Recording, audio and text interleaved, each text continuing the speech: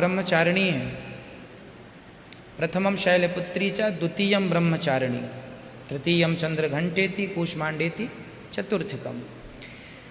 यह जो नवरात्रि है, 9 देवी हैं, यह माँ यशोदा की बेटी हैं। इन्हें योग माया कहते हैं। जब भगवान कृष्ण का जन्म हुआ माँ देवकी के गर्भ से मथुरा में, तब एक कन्या का भी जन्म हुआ था उसी रात, कृष्ण जन्माष्टमी की रात्रि को।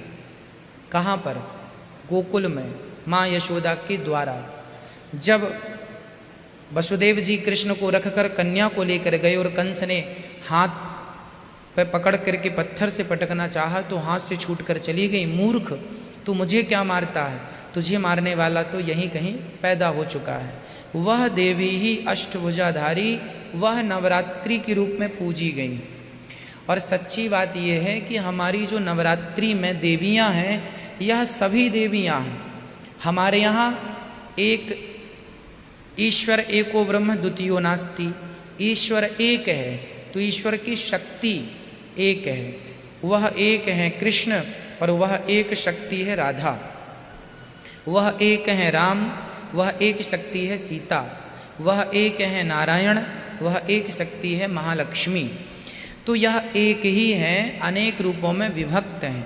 प्रथमम शैलपुत्री चा, जो शंकर जी की पत्नी है, जिन्हें हम पार्वती कहते हैं, जो हिमालय पुत्री हैं, वो प्रथम नवरात्रि में पहले उनकी पूजा होती है। वो शैलपुत्री हैं, हिमालय पुत्री हैं और वो पार्वती जी हैं। तो पहले दिन उनकी पूजा होती है। फिर वही पार्वती का स्वरूप जो ब्रह्मचारिणी के रूप में है, वह पार्वती ही दूसरे दिन ब्रह्मचारिणी के रूप में पूजी जाती है।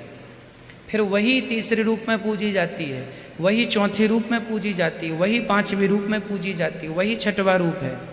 तो वही ब्रह्मचारिणी है, वही दुर्गा है, वही शक्ति हैं, वही काली हैं, वही महाकाली हैं, वही राधा है। दुर्गा को आप राधा कह दो या राधा को दुर्गा कह दो।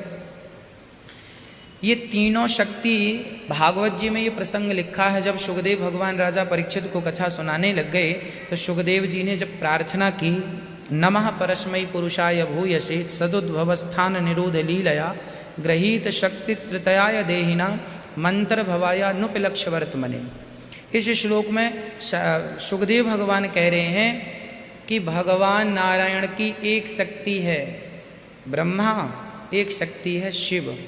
भगवान नारायण ही ब्रह्मा हैं और भगवान नारायण ही विष्णु हैं और भगवान नारायण ही शिव हैं। हरि हरि योर न भेदः। शिव जी में और नारायण में कोई भेद नहीं रखना चाहिए। वह जो राधा है ना, वह राधा ही पार्वती है, वह शिव ही कृष्ण है, कृष्ण ही शिव। अनेक रूपों में, जैसे राम बन के आए, कृष्ण बन के आए, वामन बन के आए, जैसे भगवान एक ही अनेक हो गए हैं, एक ही अनेक हो गए, तो अनेक में शिव जी भी हो गए। तो शिव जी की जैसे कृष्ण की श्री राधा रानी शक्ति हैं, ऐसे जब भगवान शिव रूप में आए तो उनकी शक्ति पार्वती हो गई। राम जी आए तो उनकी शक्ति सीता हो गई। हैं सब एक ही। अब आप कहेंगे फिर ये एक ही हैं तो अनेक होने की क्या ज़रूरत है? भाई व्यवस्था के लिए मंत्री तो एक ही होते हैं हमारे यहाँ, प्रधानमंत्री, पर बाकी मंत्री बहुत होते हैं। ये खाद्य मंत्री हैं, ये गृह मंत्री हैं, ये फलाने मंत्री हैं, ये अनेक डिपार्टमेंट है संभालने के लिए। ये डिपार्ट आप संभालिए, ये आप सब, व्यवस्थाएं बनी रहें। पालन करने का काम भगवान नारायण का है, विष्णु जी का, संहार करने का शिव जी का, उत्पन्न करने का ब्रह्मा का। एक ही 3 रूपों में डिवाइड होगा। जैसे बिजली का तार, बिजली एक ही होती है पर तार कितने होते हैं?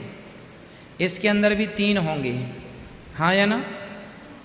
आपके जो प्लग होती है, जो कूलर एसी की, उसमें भी 3 होते हैं, एक मोटा, 2 छोटे छोटे, 3। बिजली तो एक ही है साहब, फिर 3 का क्या है सिस्टम? एक ही लगाना था, एक नहीं, 3।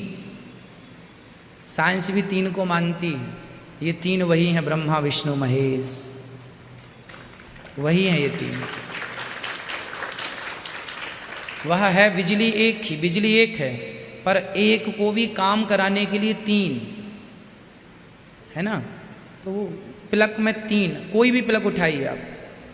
पहले तो मोबाइल चार्जर में भी 3 होते थे, अब तो 2 ही आने लगे, ठीक है, पर जो बड़ा फंक्शन होता है ना, जो कूलर है, एसी है, सबके तीन ही आज भी होता है। ये बोर्ड में देखो 3 लगा है।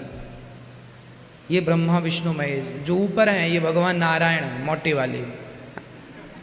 साइड में ब्रह्मा जी हैं, इस तरफ शंकर जी हैं। देखो सब में भगवत दृष्टि होनी चाहिए। सब में क्या होना चाहिए? भगवत दृष्टि। सब भगवान ही है। हम तो पलक में भी अपने भगवान को देख लेते हैं।